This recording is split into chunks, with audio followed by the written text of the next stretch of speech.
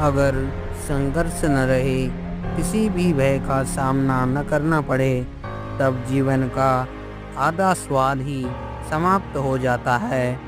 याद रखिए, सबसे बड़ा अपराध अन्याय सहना और गलत के साथ समझौता करना है। मैंने जीवन में कभी भी खुशामद नहीं की। दूसरों को अच्छी लगने वाली बातें करना मुझे नहीं आता। सफलता की नींव हमेशा असफलता से ही होकर गुजरती है। मुझे यह नहीं मालूम कि स्वतंत्रता के इस युद्ध में हम में से कौन कौन जीवित बचेगा, परंतु मैं यह जानता हूँ अंत में विजय हमारी ही होगी। ये हमारा कर्तव्य है कि हम अपनी स्वतंत्रता का मोल अपने खून से चुकाएं। हमने अपने बलिदान और परिश्रम से जो आज़ादी मिलेगी, हमारे अंदर उसकी रक्षा करने की ताकत होनी चाहिए। मेरे मन में कोई संदेह नहीं कि हमारे देश की प्रमुख समस्याएं गरीबी, अशिक्षा, बीमारी, कुशल उत्पादन एवं वितरण सिर्फ समाजवादी तरीके से ही की जाती है। व्यक्ति की बातों में समय खोना मुझे जरा भी अच्छा नहीं लगता।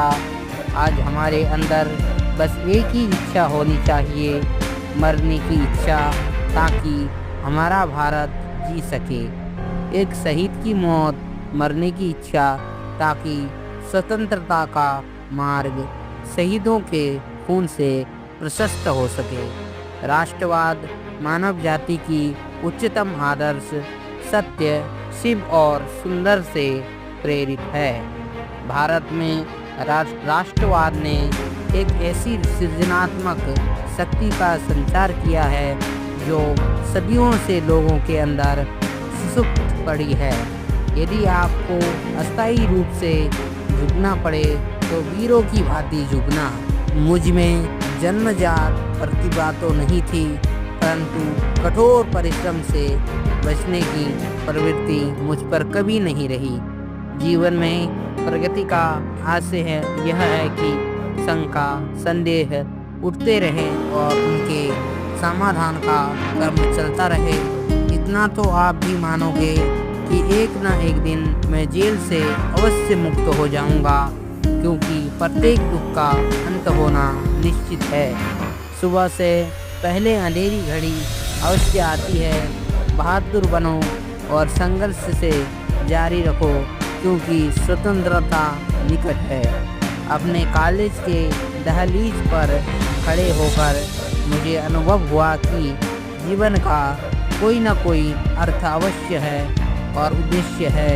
स्वामी विवेकानंद का यह कथन बिल्कुल सत्य है। यदि तुम्हारे पास लोह सिराया और कुशाग्र बुद्धि है तो तुम सारे विश्व को अपने चरणों में झुका सकते हो। हमें केवल कार्य करने का अधिकार है। कर्म ही हमारा कर्तव्य है। कर्म के फल का स्वामी वह भगवान है, हम नहीं। माँ का प्यार सबसे गहरा होता है, निस्वार्थ रहित होता है, इसको नापा नहीं जा सकता।